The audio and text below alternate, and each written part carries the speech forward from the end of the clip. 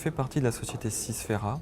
C'est une société d'édition logicielle et de conseil pour l'optimisation d'infrastructures informatiques dans des grandes entreprises à destination d'applications scientifiques ou de calcul intensif.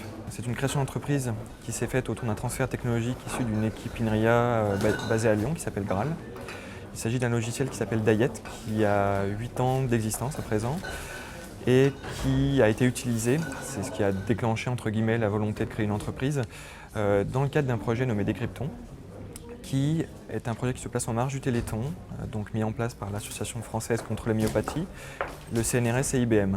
La volonté était de fournir aux chercheurs en génomique et en protéomique une plateforme informatique pour qu'ils puissent faire des recherches et de la simulation. Le Décrypton, c'est en gros une interface web sur laquelle l'utilisateur s'enregistre, sélectionne l'application qu'il souhaite exécuter, donc il y en a différents types qui sont sélectionnés par un comité, et il arrive sur cette page, il sélectionne l'application qu'il souhaite lancer, fournir les éléments qui servent à l'application, il lance son job, il peut ensuite voir l'avancement et à la fin récupérer son calcul.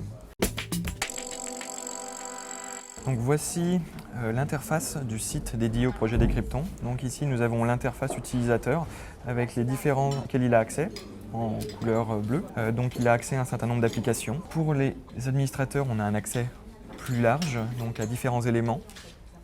Donc quel est le déroulement global de l'exécution d'un job? Donc on arrive sur une interface pour un projet, il s'agit ici de HCMD, c'est ce qui s'appelle du docking de protéines. On fournit le nom du projet, une annotation et un fichier qui sert de paramètre d'entrée.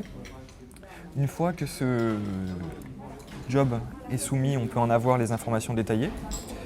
Une fois qu'on a ces informations, on peut suivre l'exécution du job. Donc par exemple ici, différentes informations à propos du job et une barre de progression. Donc une fois que ce job est exécuté, on peut avoir des informations plus détaillées sur les éléments qui sont calculés. Et si on souhaite avoir une vision plus large, on peut avoir une vision de toute la grille de calcul qui est utilisée avec, par exemple, en fonction des sites, leur utilisation au cours du temps. Donc, par exemple, ici, le nombre de résultats. On voit en bas plutôt en termes de quantité de données. Donc là, c'est des quantités de gigaoctets utilisées. Et sur des périodes plus longues, par exemple, donc avec des grosses périodes d'utilisation dans lesquelles la grille est vraiment chargée. Donc ceci représente, depuis décembre 2007, environ 500 000 requêtes de calcul.